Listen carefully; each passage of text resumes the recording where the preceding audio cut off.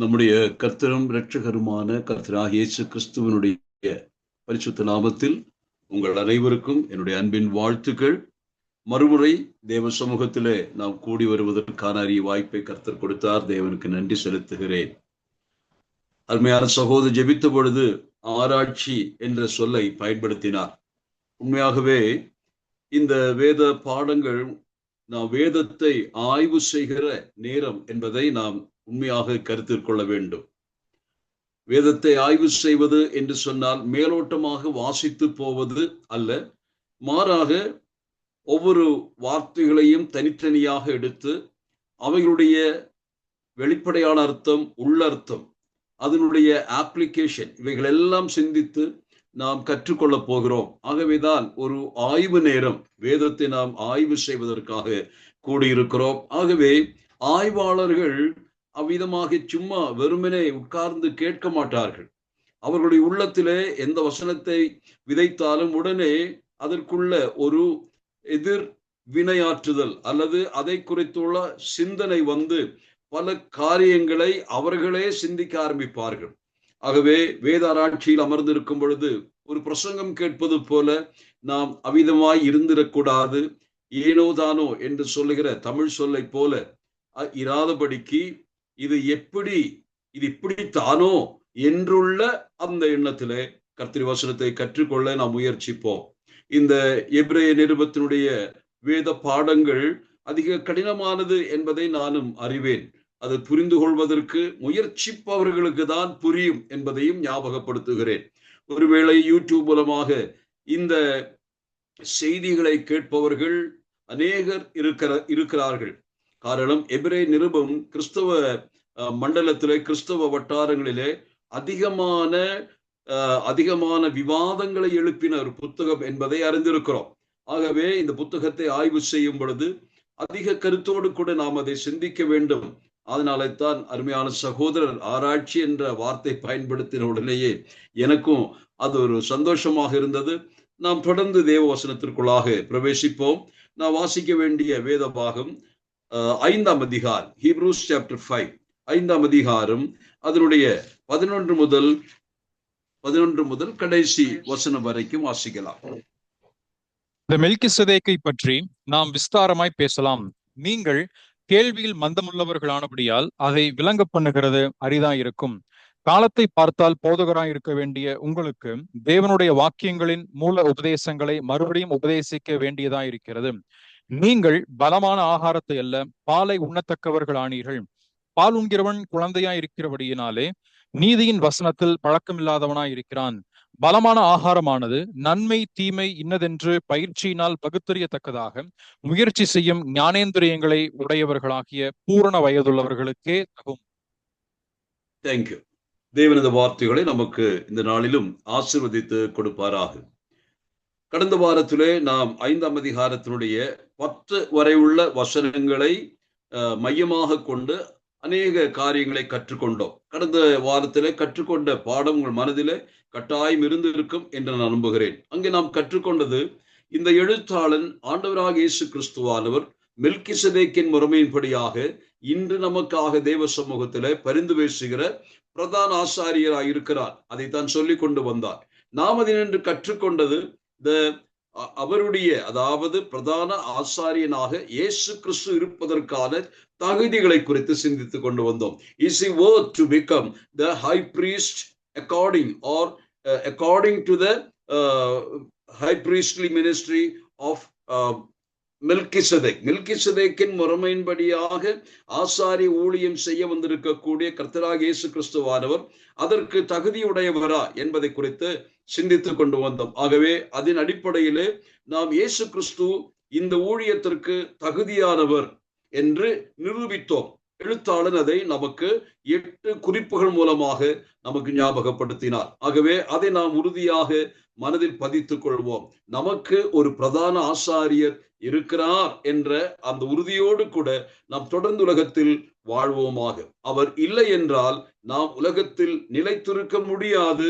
நிற்பதும் நிர்மூலமாகாமல் இருப்பதும் நமக்காக ஒருவர் பரிந்து பேசுகிறார் என்பதனுடைய அடிப்படையிலே என்பதை நாம் அறிந்து கொள்ள வேண்டும். ஆகவே எழுத்தாளன் எதை சொல்லிக் கொண்டு வந்தார்? The greatness of the ministry of the interceding ministry of our Lord Jesus Christ. அதை நீங்கள் மனதில் புரிந்து வைத்தீர்கள் என்று நம்புகிறேன். இப்பொழுது எழுத்தாளன் அவர் திடீரென்று 11 வசனத்தை துவக்கும் பொழுது சற்று தயக்கத்தோடு தன்னுடைய உரையை தொடர போகிறார். அவரை ஏதோ ஒன்று திடீரென்று ஆட்கொண்டது, பாதித்தது போல இங்கே நாம் வாசிக்கிறோம். இந்த 11 முதல் 14 வசனம் வரைக்கும் நீங்கள் வாசித்தால் the author is making an observation or evaluation of his own readers. திடீரென்று எழுதி கொண்டு வருகிறார். அந்த நேரத்தில் யார் இதை வாசிக்க போகிறார்களோ அவர்களுடைய நிலைமையை அவர் திடீரென்று யோசிக்க ஆரம்பிக்கிறார். காரணம், இனிமேல் என்ன சொல்ல போகிறார் என்பதை நாம் இங்கே பார்த்தோம். அதை தான் 11 வாசித்தோம். இந்த மெல்கிசேதேக்கை பற்றி நாம் விஸ்தாரமாய் பேசலாம் என்று சொல்கிறார். இந்த மெல்கிசேதேக்கை குறித்து விசாலமாய் பேசலாம். அது மட்டுமல்ல, நான் பேச போகிறேன். ஆனால் இந்த விஷயத்தை குறித்து நீங்கள் கற்றுக்கொள்வதற்கு ஏதுவாக உங்களுடைய ஆன்மீக நிலை இன்னும் பழுக்கவில்லை, பக்குவமடையவில்லை என்று அவர்களுக்கு ஞாபகப்படுத்துகிறார். ஆகவே இந்த பகுதியில ஒரு எஸ்டிமேஷன் அல்லது இவாலுவேஷன் ஆஃப் ஹிஸ் ரீடர்ஸ், அவர்கள் எப்படிப்பட்டவர்களாய் இப்பொழுது இருக்கிறார்கள் என்பதை அவர்களுக்கே ஞாபகப்படுத்துகிறார். ஆகவே அந்த விஷயத்தை மனதில் வைத்துக் கொண்டு இந்த 5:11 முதல் 6ஆம் அதிகாரத்தினுடைய ஏறத்தாழ அதனுடைய கடைசி வரைக்கும் அவர் இன்னொரு சப்ஜெக்டுக்குள்ள போற மாதிரி நமக்கு தெரியுது. என்னன்னு கேட்டா, இந்த புத்தகத்தில் வருகிற 3வது எச்சரிப்பு விளக்கு இங்கே அவர் எரியவிட போகிறார். ஏற்கனவே நமக்கு தெரியும், ஏற்கனவே 2 எச்சரிப்பு விளக்குகளை பார்த்தோம். 2ஆம் அதிகாரத்தில் இவ்வளவு பெரிதான ரட்சிப்பை குறித்து கவலையற்றிருப்போமையானால் எப்படி நீங்கள் தண்டனைக்கு தப்ப முடியும் என்ற எச்சரிப்பை கொடுத்தார். 3, 4 அதிகாரங்களிலே நீங்கள் வனாந்தரத்திலே வழிநடந்து வந்த அந்த உங்களுடைய பிதாக்களை போல இதயத்தை கடினப்படுத்தினால் ஏற்படுகிற விபரீதங்கள் என்ன, கான்சிக்வன்ஸ் என்ன, அதனுடைய ஈவில் எஃபெக்ட்ஸ் என்ன என்பதை அவர்களுக்கு ஞாபகப்படுத்தினார். ஆனா இப்பொழுது 3வது ஒரு எச்சரிப்பு, ஒரு வார்னிங் கொடுப்பது போல இருக்கிறதை நீங்கள் பார்க்கலாம். ஆகவே இந்த 5:11 முதற்கொண்டு ஏறத்தாழ 6ஆம் அதிகாரம் முழுமையாக அந்த விஷயம் என்ன என்று பார்த்தால், என்னை பொறுத்தவரை நான் இப்படி சொல்லுகிறேன், மெல்கிசேதேக்கை குறித்து அவர் விரிவாக பேச போகிறார். அல்லது he is going deeper on the subject of Melchizedek and his ministry. ஆகவே அந்த ஆழமான ஒரு உபதேச சத்தியத்தை சொல்வதற்காக இந்த வாசகர்களை அவர் ஓரளவிலே அவர் தயார்படுத்துகிறார் அல்லது அவர்களை ப்ரிப்பேர் பண்ணுகிற ஒரு அதிகாரம் நினைக்கிறேன். 5:11 முதல் 6ஆம் அதிகாரத்தின் கடைசி வரைக்கும் 20ஆம் வசனம் வரைக்கும் நான் வாசித்து பார்த்தேன். அந்த பகுதியிலே மெல்கிசேதேக்கை குறித்து ஒன்றுமே சொல்லல. எப்பொழுது மெல்கிசேதேக்கை குறித்து தொடர்ந்து சொல்ல ஆரம்பிக்கிறார் பாருங்கள். 7ஆம் அதிகாரம் 1ஆம் வசனம் எடுத்தவங்க 7:1 வாசிப்போம். மெல்கிசேதேக்கு சாலேமின் ராஜாவும் உன்னதமான தேவனுடைய ஆசாரியனுமாய் இருந்தான். ராஜாக்களை முறியடித்து வந்த ஆபிரகாமுக்கு இவன் எதிர்கொண்டு போய் அவனை ஆசீர்வதித்தான். 4 வரைக்கும் வாசிக்கணும். இவனுக்கு ஆபிரகாம் எல்லாவற்றிலும் தசமபாகம் கொடுத்தான். இவனுடைய முதற் பேராகிய மெல்கிசேதேக்கு என்பதற்கு நீதியின் ராஜா என்றும், பின்பு சாலேமின் ராஜா என்பதற்கு சமாதானத்தின் ராஜா என்றும் அர்த்தமாம். இவன் தகப்பனும் தாயும் வம்ச வரலாறும் இல்லாதவன். இவன் நாட்களின் துவக்கமும் ஜீவனின் முடிவும் உடையவனாயிராமல் தேவனுடைய குமாரனுக்கு ஒப்பானவனாய் என்றென்றைக்கும் ஆசாரியனாக நிலைத்திருக்கிறான். இவன் எவ்வளவு பெரியவனாய் இருக்கிறான் பாருங்கள். புத்திர தலைவனாகி ஆபிரகாம் முதலாய் கொள்ளையிடப்பட்ட பொருள்களில் இவனுக்கு தசமபாகம் கொடுத்தான். போதும். இவன் எவ்வளவு பெரியவனாய் இருக்கிறான் பாருங்கள். இவன் எത്ര மகான். மலையாளத்திலே அந்த ஒரே சொற்றொடர், இவன் எത്ര மகான்.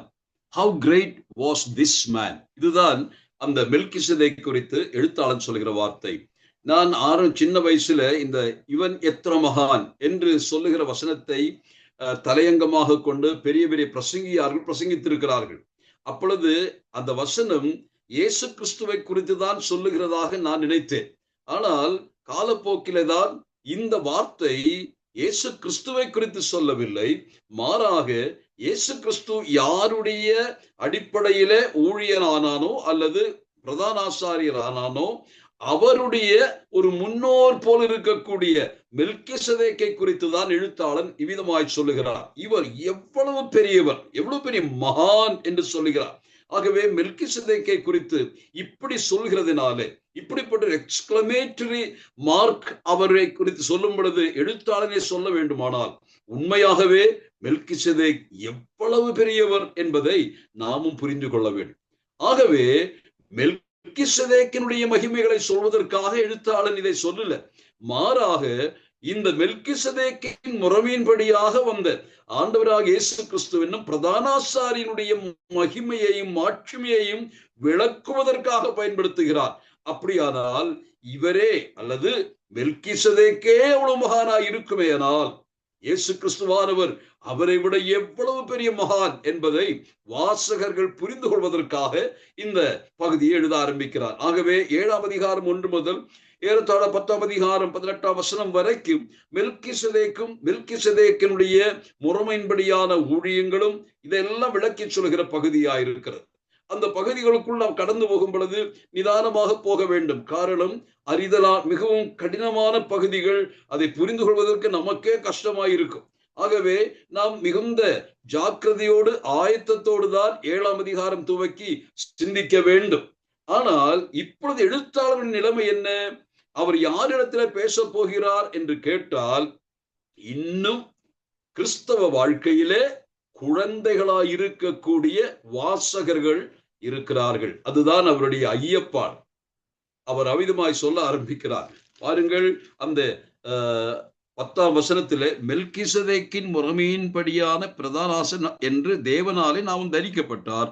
இந்த மெல்கிசதேக்கை பற்றி நான் விஸ்தாரமாய் பேசலாம். நீங்கள் கேள்வியில் மந்தமுள்ளவர்கள் ஆனபடியால் அதை விளங்க பண்ணுகிறது அரிதாயிருக்கும். விளங்க பண்ணுகிறது அரிதாயிருக்கும் என்று சொல்லுக என்று சொன்னால், எவ்வளவு முயற்சி எடுத்து விளக்கி சொன்னாலும் அது விளங்காத ஒரு பொருளாக பொதுவாக இருக்கிறது. அப்படியானால் கிறிஸ்தவ வாழ்க்கையில இம்மெச்சோராக இருக்கக்கூடிய உங்களுக்கு நான் இப்படி அதை விளக்கி சொல்ல போறேனோ, எனக்கு கஷ்டமாயிருக்கிறது என்று சொல்வது போல ஒரு கடினமான ஒரு போதனையை கொடுப்பதற்கு முன் இந்த நிலைமையை அவர் உணர்த்துகிறதை பார்க்க முடியும். இந்த பகுதியிலே நான் என்ன கற்றுக்கொண்டேன்? இன்றைக்கு என்னுடைய மனதிலே வந்த வார்த்தை 12ஆம் வசனம். காலத்தை பார்த்தால், இது என்னுடைய உள்ளத்தை இன்றைக்கு தொட்டது. நம்முடைய வாழ்க்கையிலே நாம் எத்தனை வருஷங்களாக, ஒருவேளை நம்மில் அநேகர் கிறிஸ்தவ பெற்றோர்களுக்கே பிள்ளைகளாய் பிறந்து வளர்ந்தவர்கள், வேறு சிலர் அப்படி இல்லை. அவர்கள் இடையினிலே ஆண்டவராக இயேசு கிறிஸ்துவை தங்களை சொந்த இரட்சகரும் கர்த்தருமாக ஏற்றுக்கொண்டு மனஸ்தாபப்பட்டு ரட்சிப்பின் நிச்சயத்திற்குள் வந்த அநேகர் இருக்கிறார்கள். ஆனால் யாராயினும் சரி, இந்த வார்த்தை நமக்கு பொருந்துமா என்பதை கொஞ்சம் யோசித்து பார்க்க வேண்டிய கட்டாயத்தில் இருக்கிறோம். நம்முடைய சபையின் மக்கள், சபையினுடைய விசுவாச பெருமக்களை நான் பார்த்து கேட்கிறேன். உங்களை பார்த்தால் அல்லது நீங்கள் இப்பொழுது இருக்கக்கூடிய இந்த அனுபவங்களை பார்க்கும் பொழுது, காலத்தை பார்த்தால் நீங்கள் யாராய் இருக்க வேண்டும் என்று கேட்டால், பிறருக்கு போதிக்கக்கூடியவர்களாய் இருக்க வேண்டும் என்று எழுத்தாளன் சொல்லுகிறார். ஏன் இவர்கள் எவ்விதமாய் தேவனுடைய வார்த்தைகளை அல்லது சுவிசேஷத்தை கேட்டார்கள்? நாம் 2ஆம் அதிகாரத்தில் அதை குறித்து வாசிக்கிறோம். 2ஆம் அதிகாரத்திலே கர்த்தர் வாசிக்கலாம். அந்த 1, 2, 3 வசனங்கள். இவர்கள் எப்பொழுது யார் மூலமாக இந்த சுவிசேஷ சத்தியங்களை கேட்டார்கள்? ஏனெனில் தேவதூதர் மூலமாய் சொல்லப்பட்ட வசனத்திற்கு விரோதமான எந்த செய்கைக்கும் கீழ்ப்படியாமைக்கும் நீதியான தண்டனை வரத்தக்கதாக அவர்களுடைய வசனம் உறுதிப்படுத்தப்பட்டிருக்க. 2ஆம் அதிகாரம் இரண்டாவது அடையாளங்களினாலும் 4வது வசனத்துல கர்த்தர் மூலமாய், அதற்கு முந்தின வசனம் முதலாவது கர்த்தர் மூலமாய் அறிவிக்கப்பட்டு பின்பு அவரிடத்தில் கேட்டவர்களாலே நமக்கு உறுதியாக்கப்பட்டதும் போதும் போதும் அடையாளங்களினாலும் போதும். அதாவது அவர்களிடத்தில் கேட்டவர்களாலே நமக்கு உறுதியாக்கப்பட்ட வசனம் என்று சொல்லுகிறார், ரட்சிப்பு என்று சொல்லுகிறார்.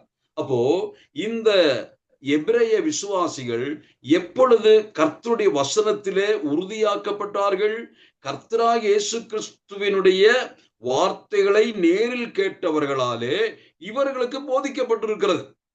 அப்போ முதல் நூற்றாண்டுடைய ஆரம்ப கட்டம் அல்லது சுவிசேஷம் பரவ துவங்கின முதற் காலகட்டத்திலேயே எபிரேய விசுவாசிகள், யூத மரபை சார்ந்த இந்த எபிரேய விசுவாசிகள் கர்த்தருடைய தாசர்களால், அதை யார் என்று சொன்ன ஒருவேளை அப்போஸ்தலர்களினின்றே இவர்கள் வார்த்தைகளை கேட்டவர்களாய் இருக்கலாம்.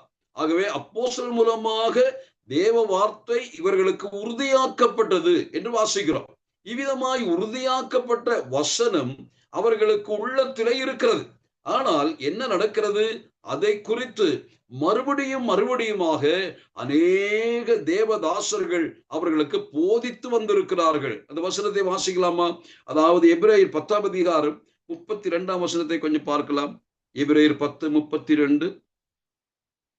முந்தின நாட்களை நினைத்துக் கொள்ளுங்கள், நீங்கள் பிரகாசமாக்கப்பட்டிருந்த அந்த நாட்களில் உபத்திரவங்களாகிய மிகுந்த போராட்டத்தை சகித்தீர்களே. பாருங்கள், எழுத்தாளர் மறுபடியும் ஞாபகப்படுத்த, முந்தின நாட்களை நினைத்து பாருங்கள் என்று சொல்லுகிறார். அப்போ ஒருவேளை முந்தின நாட்கள் நினைவு நின்று போன ஒரு காலகட்டம், நீண்ட தொலை அவர்கள் நடந்து வந்து விட்டார்கள். முந்தின நாட்கள் என்று சொல்லுகிறார், அதை நினைத்து பார்க்க சொல்லுகிறார். ஆகவே ஒருவேளை அந்த அனுபவங்கள் எல்லாம் இப்பொழுது இவர்கள் மறந்திருக்கக்கூடிய வாய்ப்பு இருக்கிறது. நான் சொல்ல வந்தது, கிறிஸ்துவனுடைய கர்த்தராகிய இயேசு கிறிஸ்துவனுடைய சீஷர்களாலே உறுதி செய்யப்பட்ட வார்த்தை தான். அது மட்டுமல்ல, முந்தின நாட்களிலே அந்த வார்த்தையை தங்களுடைய சொந்தமாக்கி கொண்டு இயேசு கிறிஸ்துவுக்காக பாடுபட்டவர்களாயும் இருந்திருக்கிறார்கள். ஆனால் இப்பொழுது பழைய கால நினைவுகள் எல்லாம் அவர்கள் மனதிலே இல்லை போல இருக்கு. அந்த ஏன் அப்படி சொல்லுகிறார் என்று கேட்டால், இன்று உங்களுடைய வாழ்க்கையை பார்த்தால் இதையெல்லாம் நீங்கள் மறந்து விட்டீர்களோ என்று யோசிக்க தோன்றுகிறது என்றுதான் எழுத்தாளன் சொல்லுகிறார். அது மட்டுமல்ல, அவர்களுக்கு உறுதி செய்யப்பட்ட வசனத்தை குறித்து தொடர்ந்து அவர்களுக்கு ஞாபகமூட்டப்பட்டு அந்த வசனத்தில் அவர்கள் மேற்கு மேல் உறுதி செய்யப்பட்டிருக்கிறார்கள். வாசிக்கலாம் ஒரு வசனத்தை, அதாவது 13ஆம் அதிகாரம் அதனுடைய 7ஆம் வசனத்தை வாசிக்கலாம். 13:7.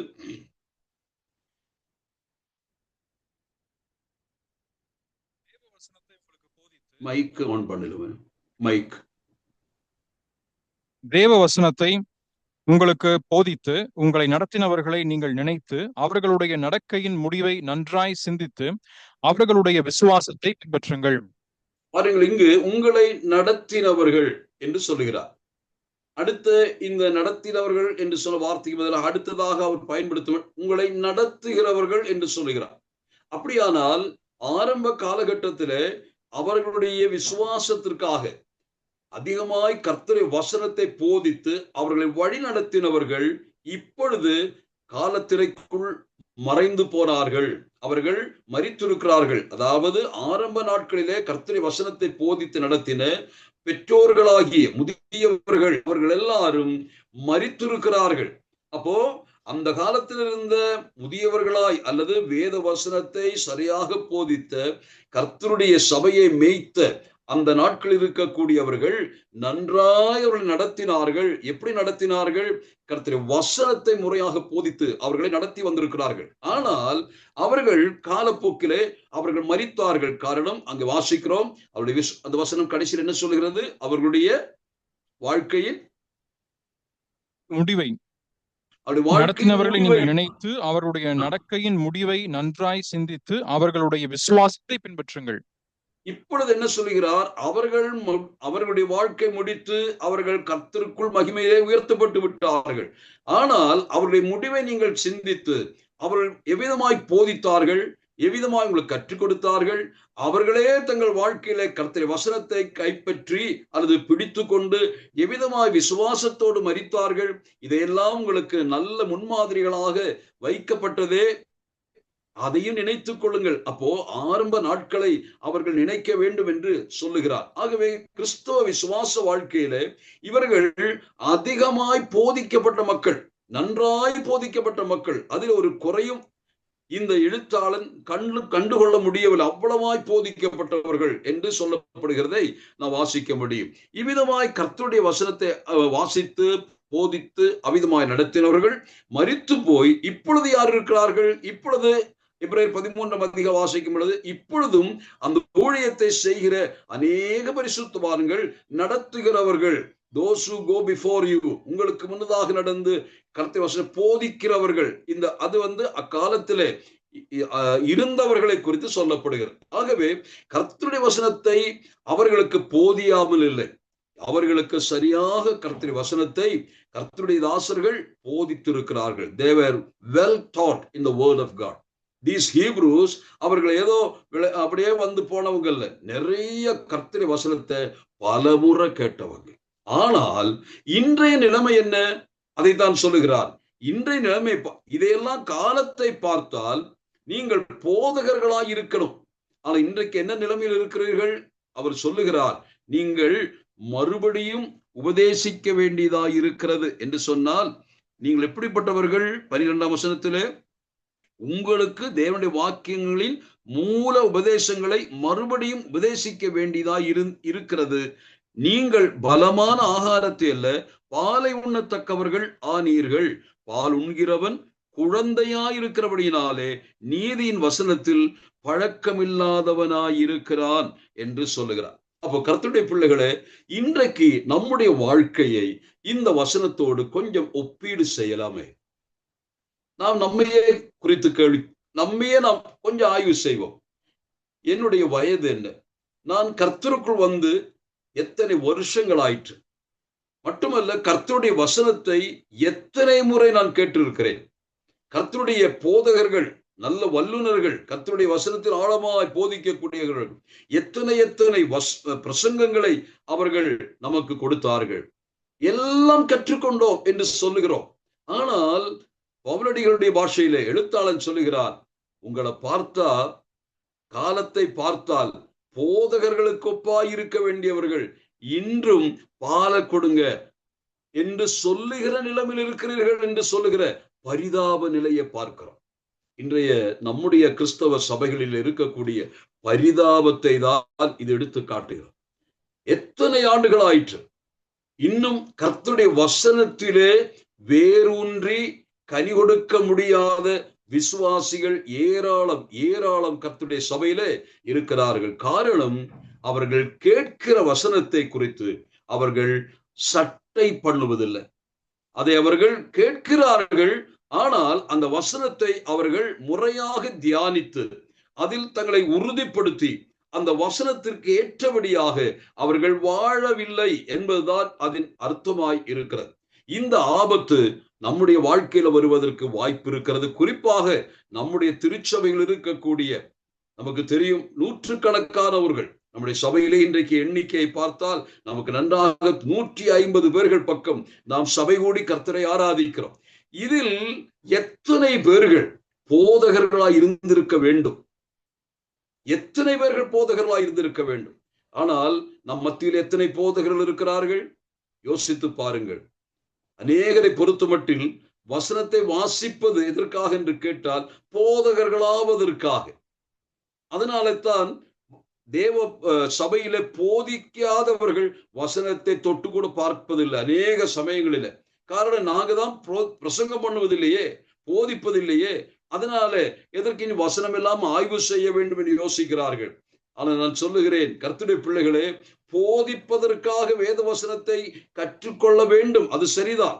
அதாவது முறையாக வசனத்தை கற்றுக்கொள்ளாமல் யாராம் ஒருவன் தேவ வசனத்தை சபையிலே போதித்தால் அது சபையை அழிக்கும். அதே சமயத்துல போதிப்பதற்காக மட்டும் வேதத்தை வாசிக்கக்கூடிய பழக்கம் ஒருவனுக்கு இருக்குமேயானால் அவன் அந்த வசனத்தை துஷ்பிரயோகம் செய்கிறதாக நாம் அறிந்து கொள்ள வேண்டும். ஆனால் இவனுடைய பிரச்சனை என்ன? இவர்கள் ஏற்கனவே வசனத்தில் உறுதி செய்யப்பட்டவர்கள், எல்லாம் தெரிந்தவர்கள் என்று சொல்லலாம். ஆனால் என்ன நடந்தது? இங்கு வாசிக்கும் பொழுது அவர்கள் எப்படி இருக்கிறார்கள்? மறுபடியும் மூல உபதேசங்களை உபதேசிக்கணும். என்ன அர்த்தம்?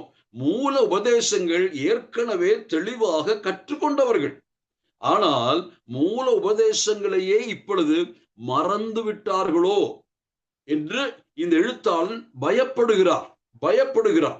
நான் சொல்லுகிறேன், இன்றைக்கு நம்முடைய சபையில அடிப்படை போதனைகளை போதிப்பதற்காக சில நேரத்தை நாம் எடுத்துக்கொள்ள போகிறோம், சரிதான். ஆனால் காலத்தை பார்த்தால் ஒவ்வொரு தெய்வ பிள்ளையும் இந்த மூல உபதேசங்களை, அடிப்படை சத்தியங்களை போதிக்கிற அளவிற்கு வளர்ந்திருக்க வேண்டும். எப்பொழுதும் வசனத்தை கேட்பவர்களாக மாத்திரமிராமல் வசனத்தை கை கொண்டு அதில் வழி நடந்து அதை பிறருக்கு அதனுடைய நன்மைகளை விளக்கி சொல்லுகிறவர்களாய் வளர வேண்டும். பிரியமானவர்களை, வளர வேண்டும். கிறிஸ்தவ வாழ்க்கையில வளர்ச்சி என்று சொல்லுகிறது எதிலே இருக்கிறது என்று கேட்டால், எந்த அளவிற்கு கர்த்தருடைய வசனத்திலே நீங்கள் பழக்கமுள்ளவர்களாய் இருக்கிறீர்களோ அந்த அளவிற்கு நீங்கள் வளர்வீர்கள். உங்களுடைய பயிற்சி, எக்ஸசைஸ், அது வசனத்தில் இருக்க வேண்டும். ஒவ்வொரு நாளும் நீங்கள் தேக பயிற்சி செய்வது போல கர்த்தருடைய வசனத்திலே நீங்கள் பயிற்சி பெற வேண்டும் என்று கர்த்தர் விரும்புகிறார். பயிற்சி இல்லாத தேகம் அது முதிர்ச்சியற்றதாக, அது பலவீனமாக மாறும் என்பதில் சந்தேகம் இல்லை. ஆகவே give importance to the reading, meditating and applying the word of God in our Christian life. Give importance to the word of God.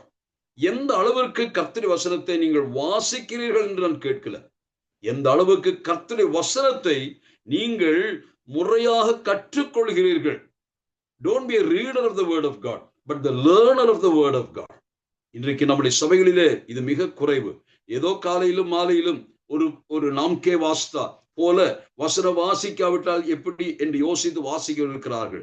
ஆனால் நான் சொல்லுகிறேன், எப்பொழுதுமே இன்றைக்கு அருமையான கர்த்தருடைய தாசன் ஜெபிச்சது போல வேதத்தை கையில் எடுத்தால் ஒரு ஆராய்ச்சி கூடத்திற்குள் பிரவேசிக்கிறது போல, as you enter into a laboratory, அங்கு சென்று வேதத்தை ஆய்வு செய்கிற ஒரு ஆராய்ச்சியாளரை போல, ஒரு விஞ்ஞானியினுடைய மனநிலையோடு கூட, ஒரு மெய்ஞானியினுடைய மனநிலையோடு கூட கர்த்தருடைய வசனத்தை வாசிக்க ஆரம்பியுங்கள். அப்பொழுது அது பலன் தரும். உங்களுடைய வளர்ச்சி எதிரே சார்ந்திருக்கிறது. எந்த அளவிற்கு கர்த்தருடைய வசனத்தை நீங்கள் கற்றுக்கொண்டு அதை கடைபிடித்து அதை நீங்கள் வாழ்க்கையில முறையாக பயன்படுத்தி அதற்கு பின் அதை குறித்து சொல்லும் பொழுது அது உங்களுடைய வளர்ச்சியினுடைய அடையாளமாய் இருக்கிறது. ஆகவே கர்த்தருடைய சபையில பிரசங்கம் பண்ணாதவர்கள் எல்லாருமே வளர்ச்சி குன்றினவர்கள் என்று நான் சொல்லவில்லை. அநேகர் பிரசங்கம் பண்ணாதவர்கள் இருக்கிறார்கள். ஆனால் கர்த்தருடைய வசனத்தை ஆழமாய் கற்றுக்கொண்ட அநேக பரிசுத்தவான்கள் நம்மத்திலே இருக்கிறார்கள். அதையும் ஞாபகப்படுத்துகிறேன். ஆனால் ஏன் நான் இப்படி இருக்கிறேன் என்று நான் என்னையே கேட்கிறேன். இன்னும் நான் பால் உண்கிற குழந்தையா என்று கேட்டு பாருங்கள். நான் ஒரு வசனத்தை பவுலடிகள் கொரிந்திய சபையாருக்கு சொல்லும் பொழுது அந்த சபைக்கு சொல்லுகிற வசனம் ஞாபகம் இருக்கு. 1 கொரிந்தியர் 3ஆம் அதிகாரம் 2ஆம் வசனத்தை கொஞ்சம் வாசித்து பாருங்கள். இந்த விதமாக இன்னும் குழந்தைகளாய் இருக்கக்கூடியவருடைய நிலைமையை குறித்து பவுலடிகள் அங்கே சொல்லுகிறார். 1 கொரிந்தியர் 3:2 கொஞ்சம் பார்ப்போம். நீங்கள் பலன் இல்லாதவர்களானதால் உங்களுக்கு போஜனம் கொடாமல் பாலை குடிக்க கொடுத்தேன். இன்னமும் நீங்கள் மாம்சத்துக்குரியவர்களாய் இருக்கிறபடியால் இப்பொழுதும் உங்களுக்கு பலன் இல்லை. பாருங்கள், பலன் இல்லாதவர்கள், மாம்சத்துக்குரியவர்கள், இப்பொழுதும் குழந்தைகள், அந்த சொற்களை அவர் பயன்படுத்துகிறார். அப்போ குழந்தைகளாய் இருக்கிறவர்கள் அவர்கள் சைல்ட்ஹுட்லிருந்து அடல்ட்ஹுட்டுக்கு போகணும் என்றிருந்தால் அவர்களுக்கு என்ன தேவை? இங்கு சொல்லப்படுகிற பால் குடிக்க வேண்டும். பேதுரு தேவ வசனத்தை பாலோடு ஒப்பிட்டு பேசுகிறார். ஏன் அப்படி பேசுகிறார்? அவர் பேசுகிற இடத்துல சொல்லுகிறார், இப்பொழுது பிறந்த குழந்தைகளைப் போல. அதுதான் சொல்லுகிறார். இப்பொழுது பிறந்த குழந்தைகளாயிருந்தால் உங்களுக்கு கெட்டியான பர்கரோ அல்லது மற்ற ஏதாவது சிக்கன் கிரேவி எல்லாம் கொண்டு வந்து கொடுக்க முடியாது, சாப்பிடவும் முடியாது. அது உங்கள் வாழ்க்கையை கெடுக்கும். ஆனா இந்த இனிஷியல் ஸ்டேஜில் குழந்தையா இருக்கும் பொழுது என்று சொன்னால் ரட்சிக்கப்பட்டு மறுபடியும் மனம் திரும்பி புதிதாக்கப்பட்டவர்களாய் வந்தவர்கள் பால் போல இருக்கக்கூடிய கர்த்தருடைய வசனத்தை சீராய் பருக வேண்டும்.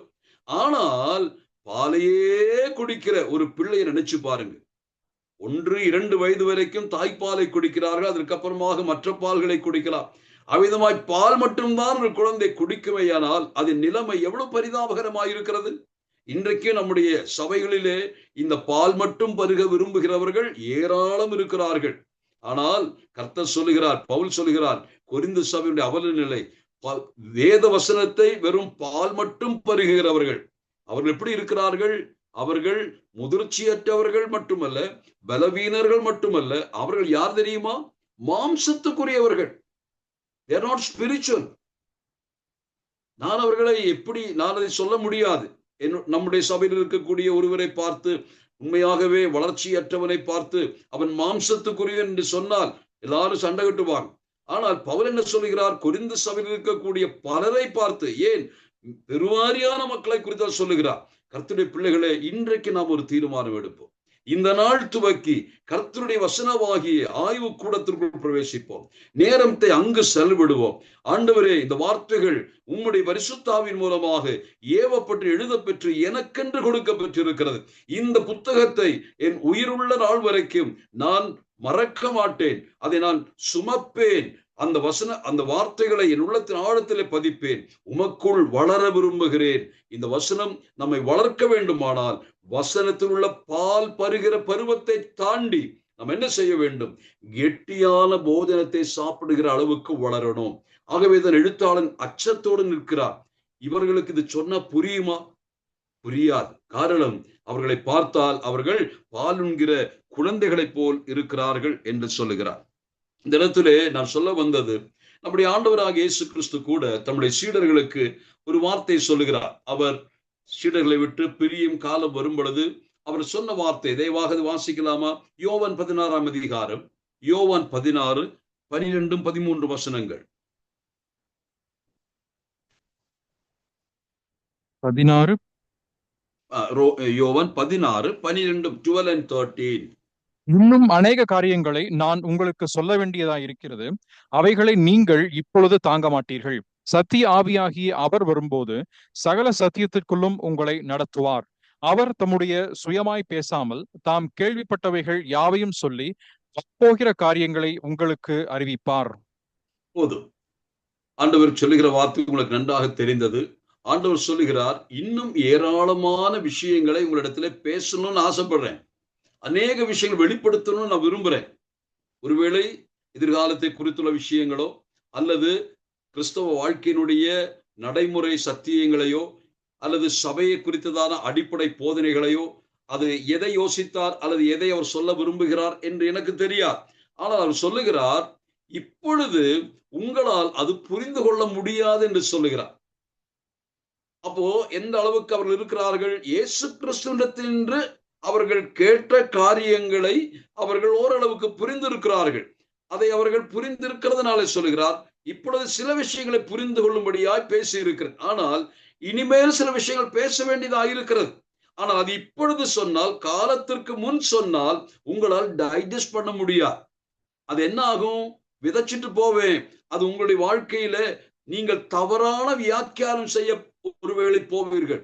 ஆகவே காலம் வரும், அப்பொழுது நான் என்ன செய்வேன்? வேத வாக்கியங்களை புரிந்து கொள்வதற்கு உங்களுக்கு உதவி செய்வதற்காகவே பரிசுத்த ஆவி அல்லது சத்திய ஆவியாகிய ஆவியை, பரிசுத்த ஆவியை நான் அனுப்புவேன் என்று சொல்லுகிறார். நான் இவ்விதமாய் யோசித்தேன். கர்த்தருடைய வசனத்தை நாம் முறையாக கற்றுக்கொள்ள வேண்டும் என்பதற்காகவே தேவன் தம்முடைய பரிசுத்த ஆவியை நமக்குள் அனுப்பி இருக்கிறார். பிரியமானவர்களே, நமக்குள் தேவ ஆவி உண்டென்ற அந்த தெய்வீக உணர்வு அவ்வப்போது ஏற்படட்டும். அநேகருடைய வாழ்க்கையில பரிசுத்த ஆவி என்ற ஒரு நபர், ஒரு ஆளுமை நமக்குள் இருக்கிறது, நம்மை ஆண்டு கொண்டிருக்கிறது, நம்மை வழிநடத்துகிறது என்று தெரியாமல் அநேக சமயங்களிலே நம்முடைய சுய பலத்தை சார்ந்து கொள்கிறோம், நம்முடைய சுய ஞானத்தை சார்ந்து கொள்கிறோம். அநேக சமயங்களிலே இன்டர்நெட்டை நாம நாடுகிறோம். கர்த்தருடைய பிள்ளைகளே, வேதத்தை கற்றுக்கொள்வதற்கு உதவியாக அநேக நூல்கள் இருக்கிறது. அதே போல உதவியின் எய்ட்ஸ் இருக்கிறது. இதெல்லாம் சரிதான். ஆனால் நீங்கள் வேதத்திலே முறையாக வளர்ந்து கற்றுக்கொள்ள வேண்டும். அந்த ஒரே நோக்கத்திற்கு அல்ல, அநேக ஒன்று, நீங்கள் தேவ சத்தியங்களை ஆய்வு செய்து முழுமையாய் அறிந்து கொள்ள வேண்டும். அப்ப பரிசுத்த ஆவியான உதவி நமக்கு கிடைக்க பெறுகிறதுனாலே இன்னும் குழந்தைகளாய் இருக்கக்கூடிய நம்மிடத்தில் உள்ளவர்கள் தயவாக இந்த சத்திய ஆவியினுடைய உதவியோடு கூட வேதத்தை முறையாக கற்றுக்கொள்ள துவங்குங்க. வேதத்தை கற்றுக்கொள்வது என்று சொன்னால் வேத கல்லூரியில போய் கற்றுக்கொள்வது என்ற அர்த்தத்தில் நான் சொல்லவில்லை. உங்கள் வீட்டில் அமர்ந்து நேரம் எடுத்து சிஸ்டமேட்டிக்காக கர்த்தருடைய வசனத்தை வாசிக்க ஆரம்பியுங்கள்.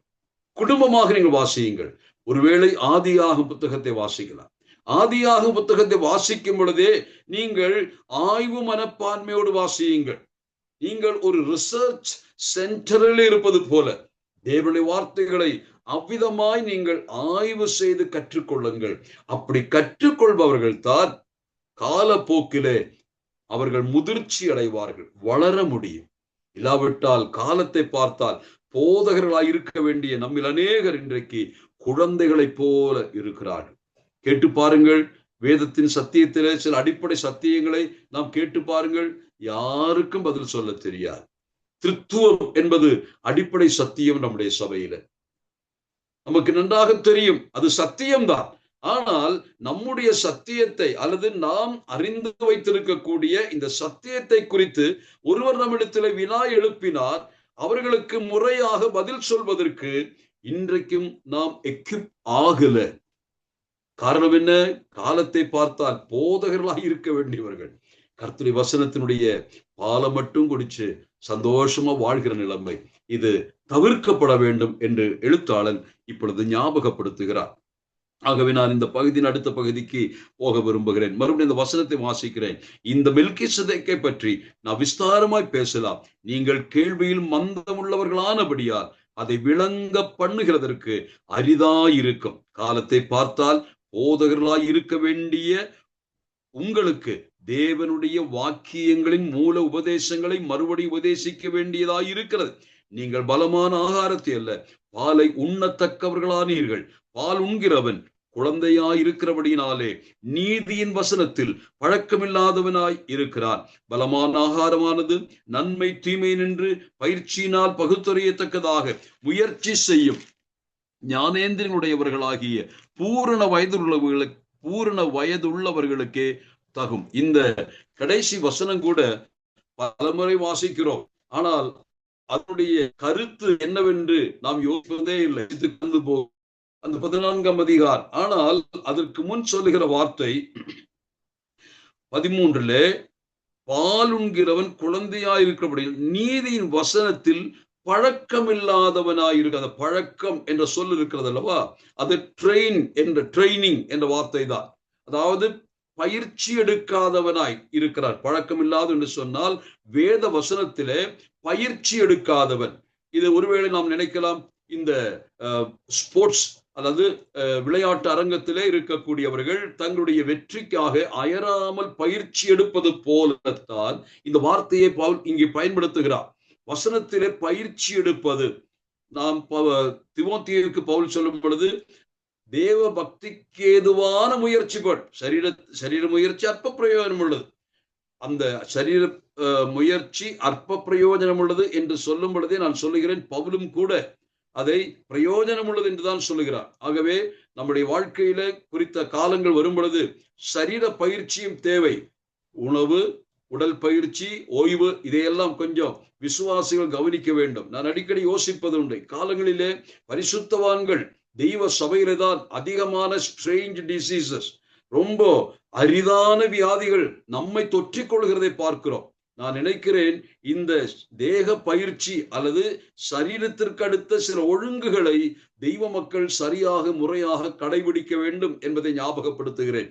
நம்மிடத்திலே டாக்டர்கள் இருந்தார்களே, ஆனால் அவர்கள் இந்த விஷயத்தை சபையாருக்கு போதிக்க வேண்டிய காலத்திற்கு வந்திருக்கிறோம். காரணம், நம்முடைய வருமானத்திலே, கடந்த வாரத்தில் சகோதரன் சொன்னது போல, நம்முடைய வருமானத்திலே எத்தனை பாகங்கள், how much percentage has been spent on illness, வியாதிக்காகவே வருமானத்திலே முக்காவாசி செலவிடப்படுகிறது. நம்முடைய கம்யூனிட்டியில ஏன் விதமாய் வியாதி வருகிறது என்று கேட்டால் அது கர்த்தர் அனுமதிக்கிறார் என்று சொல்லி கர்த்தரை ஒருவதும் குற்றம் சாட்டக்கூடாது.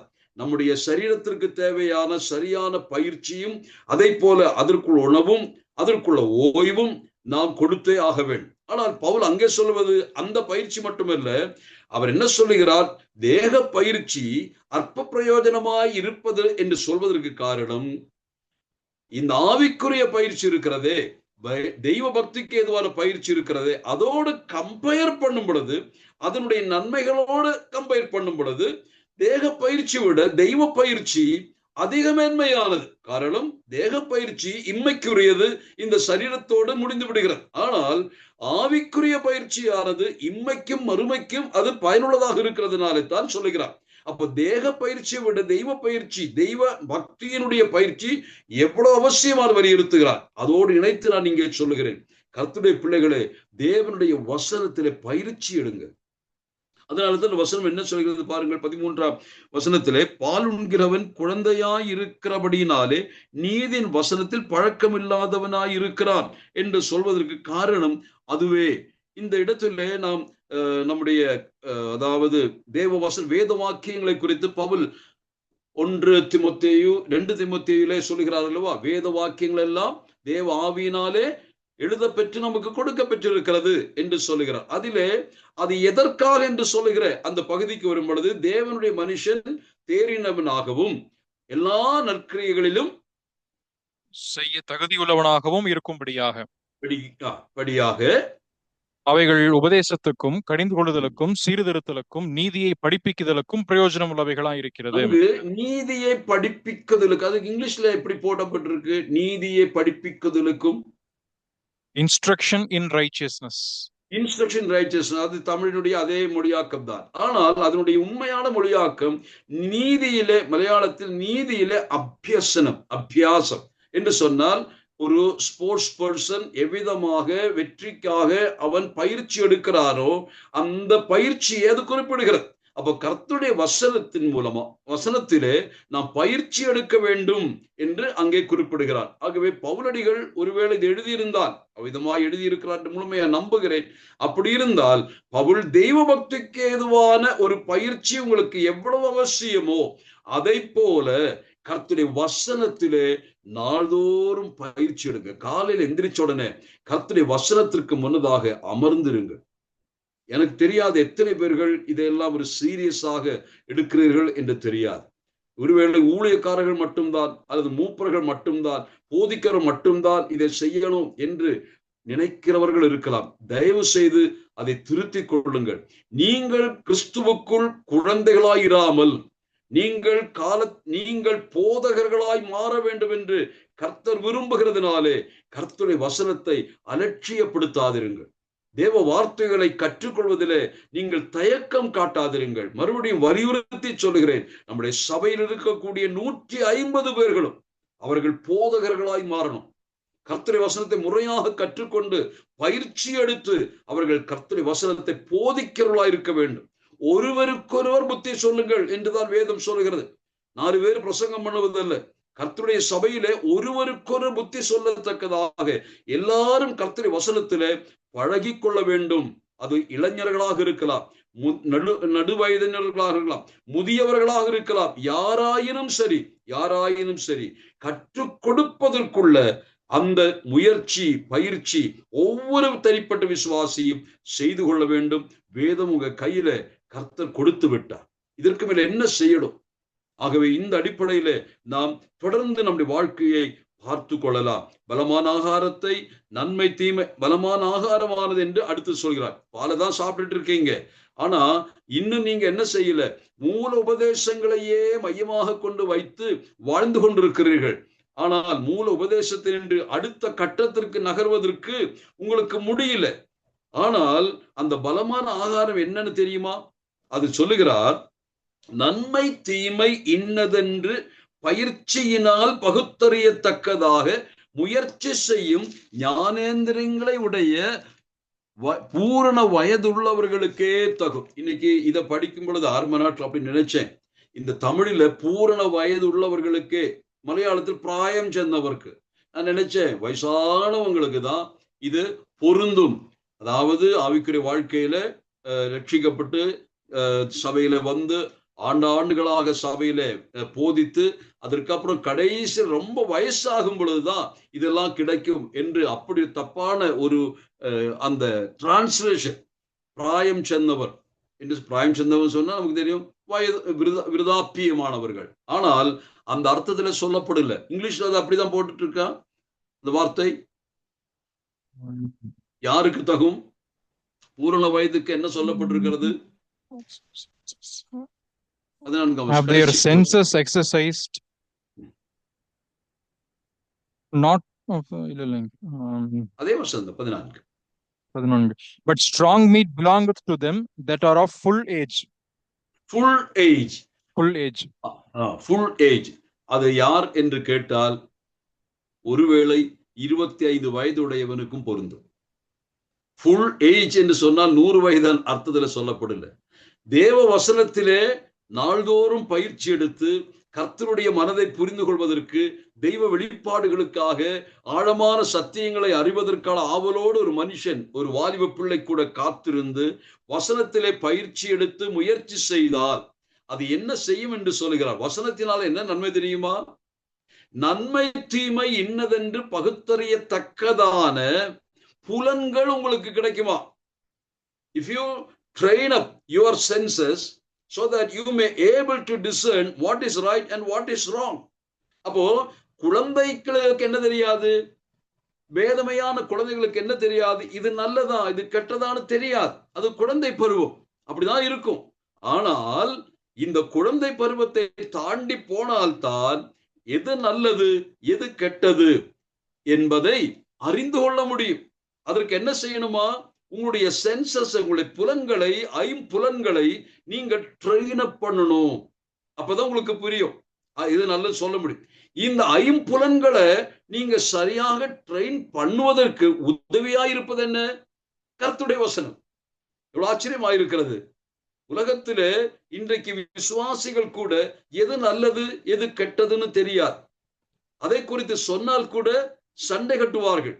இது சரியில்லை, இது செய்யக்கூடாது, இது தேவையற்றது. ஒரு கிறிஸ்தவ சீஷனுக்கோ சீஷிக்கோ இது ஒருபோதும் தகாது, இது நல்லதல்ல, கிறிஸ்தவ வாழ்வுக்கு இது ஒருபோதும் ஒத்து போகாது என்று சொன்னால் அவர்கள் என்ன சொல்வார்கள்? அதுல என்ன தப்பு இருக்கிறது?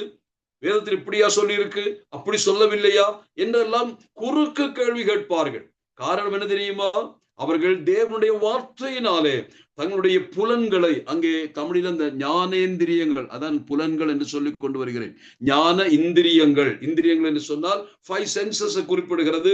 நாம் நம்முடைய பார்வை, நம்முடைய முகர்தல், நம்முடைய ருசித்தல், நம்முடைய தொடுதல், இதெல்லாம் சேர்ந்து 5 புலன்கள் நமக்கு உண்டல்லவா?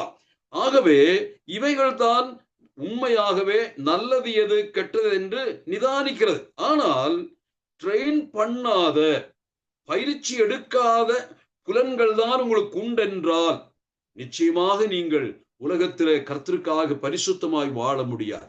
அசுத்தத்திற்கும் பரிசுத்தத்திற்கும், தவறுக்கும் நன்மை உண்மைக்கும் இடையில் இருக்கிற வேற்றுமையை புரிந்து கொள்ள வேண்டுமானால் only one tool, that is the word of God. It should train up your senses so that you may able to discern things rightly. இப்போ இன்றைக்கு நாம் நிறைவுக்கு வரப்போகிறோம். இந்த பகுதியில கற்றுக்கொண்ட இந்த பகுதி, அதாவது வாசித்த 5ஆம் அதிகாரம் 11 முதல் 14 வரைக்கும் பலமான ஆகாரமானது நன்மை தீமை இன்னதென்று பயிற்சியினால் பகுத்தறியத்தக்கதாக முயற்சி செய்யும் ஞானேந்திரியங்களுடையவர்களாகிய பூரண வயதுள்ளவர்களுக்கே தகும் என்று சொன்னால், காலத்தை பார்த்தால் இப்பொழுது நீங்கள் எப்படி இருக்கிறீர்கள்? வயோதிபர்கள் போல இருக்கிறீங்க, போதிக்க வேண்டும். ஆனால் உங்களுடைய உள்ளான வசனத்தோடு உள்ள உங்களுடைய அந்த பந்தம், அந்த relationship with the word of God still shows that you are immature. You are immature because it has not trained up your senses.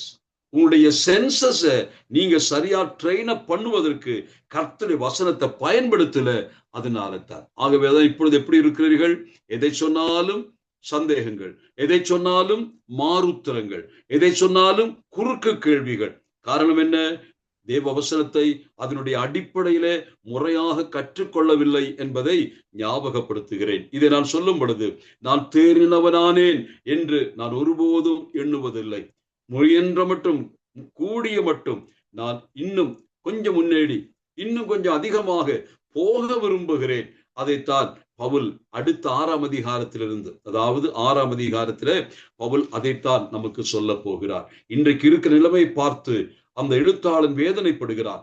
எனக்கு சொல்லணும்னு இப்பவே சொல்லணும்னு ஆசையா இருக்கு, அநேக விஷயங்கள் போதிக்கணும்னு ஆசையா இருக்கு, ஆனா நீங்க கேள்வியில மந்தமுள்ளவர்களா இருக்கிறீர்களே என்று வேதனைப்படுகிறார். நம்முடைய உள்ளத்திலே நாட்டப்பட்ட கர்த்தருடைய வசனத்தை அதனுடைய கனி கொடுப்பதற்கு ஏதுவாக வாழுங்கள். யாக்கோபு அதைத்தான் சொல்லுகிறார். வசனத்தை கேட்கிறவர்கள் மாத்திரமல்ல, அதன்படி ஜீவிக்கிறவர்களாய் மாறணும்னு யாக்கோபு சொல்லுகிறார். That's a practical man. அவர் அதைத்தான் சொல்லுவார். வசனத்தை preacher, he was a preacher. Really, James was a preacher, but he was a practical man because he was a praying man. நான் அடிக்கடி சொல்லுவேன், யாக்கோபுடைய புத்தகத்தை படிக்கும்போது, யாக்கோபு நிருபத்தை கற்றுக்கொள்ளும் பொழுது நான் அதை அதிகமாய் கற்றுக்கொண்டேன். காரணம், யாக்கோபினுடைய நிருபத்தை படிக்கும் பொழுதெல்லாம் ஒன்று நமக்கு தெரியும், நீங்கள் உங்களுடைய டெட் ஒர்க்ஸை விட்டுட்டு லிவிங் ஃபெய்த்துக்கு வாங்க என்று அழைப்பு கொடுக்கிறார். ஏன் இந்த செத்த கிரியைகளை செய்து கொண்டிருக்கிறீர்கள்? விசுவாசம் உயிருள்ளதாக இருக்கட்டும் என்று அவர் போதிக்கிறதை பார்க்க முடியும். அவர் பிராக்டிக்கலாக பேசுகிறார். அவர் இயேசு கிறிஸ்துவனுடைய சகோதரரில் ஒருவர். இயேசு கிறிஸ்து சகோதரர் தான் யாக்கோபு என்ற புதிய ஏற்பாட்டு எழுத்தாளர். ஆகவே இயேசு கிறிஸ்து எப்படி போதித்தாரோ அதை போல நடைமுறையை போதிக்கிறவர்கள், கண்டிக்கிறவர். அதே சமயத்துல அவர் தன்னுடைய வாழ்க்கையில அதை கடைபிடித்தார். அதற்கு காரணம், தேவ சமூகத்துல அதிக நேரம் ஜெபிக்கிறவராய் யாக்கோபு காணப்பட்டார். யாக்கோபு நிருபத்தை நாம் கற்றுக்கொள்ளும் பொழுது ஒரு வார்த்தை நான் ஞாபகத்தில் வைத்திருக்கிறேன். அது யாக்கோபு என்ற அந்த எழுத்தாளர், அவருக்கு ஒரு புனை பெயர் இருக்கிறது. A man with camel's knee என்று சொல்வார்கள். ஒட்டக முழங்கால் யாக்கோபு என்று சொல்வார்கள். அது பாரம்பரிய நூல்களிலே அவரை குறித்து எழுதப்பெற்றதினாலே நான் அதை சொல்லுகிறேன். காரணம், அவன் ஜெபிக்கிற மாந்தன். நான் சொல்லுகிறேன், கர்த்தருடைய பிள்ளைகளே, வேத வசனத்தை நீங்கள் ஆய்வு செய்ய வேண்டும். அதே சமயத்தில் உதவியாக வேறு எதையும் நீங்கள் தேட வேண்டாம். உங்களுக்குள் தேவன் தந்திருக்கக்கூடிய சத்தியாவியினிடத்திலே நீங்கள் மன்றாடுங்கள். வேதத்தை வெளிப்படுத்த சொல்லுங்கள். ஆழமாய் ஆய்வோடு, ஆர்வத்தோடு கூட, உண்மையான ஆர்வத்தோடு கூட, ஒரு ஆராய்ச்சி மனதோடு கூட, ஒரு விஞ்ஞானி புதிய கண்டுபிடிப்புகளை கண்டுபிடிப்பதற்காக விடாமுயற்சியோடு அவன் கஷ்டப்பட்டு பகலாக உழைப்பது போல கர்த்தருடைய வசனத்திலே தியானமாயிருங்கள். வசனத்தை கற்றுக்கொள்ளுங்கள். கர்த்தருடைய பிள்ளைகளை, தெய்வ சபையை, இன்றைக்கு இதுதான் கர்த்தர் நம்மோடு போதிக்கிறார். காலத்தை பார்த்தால் போதகர்களாய் இருக்க வேண்டிய நீங்கள் இன்னும் உங்களுடைய ஞானேந்திரியங்களை சரியாக பயிற்சி செய்து தேவ வசனத்தினால் முயற்சி செய்யாமல் இருக்கிற காரணத்தினாலே வெறும் பாலை குடிக்கிற குழந்தைகளைப் போல் இருக்கிறீர்கள். கூடாது, நாம் முன்னேறுவோம். 6ஆம் அதிகாரம் 1 முதல் அதற்கான ஒரு நல்ல ஆலோசனைகளை எழுத்தாளன் சொல்ல போகிறார். தேவநாமம் மகிமைப்படுவதாக.